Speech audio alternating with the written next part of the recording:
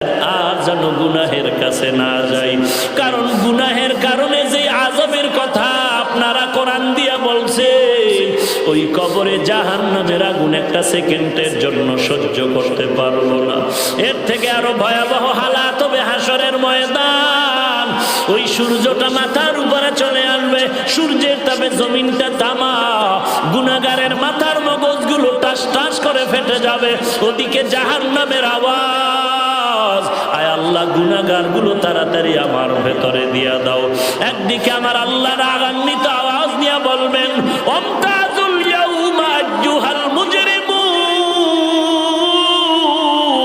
আল্লাহ তাআলা বলবেন, এরে গুনাহগারের দল, তোমরা নেককারদের থেকে আলাদা হয়ে যাও।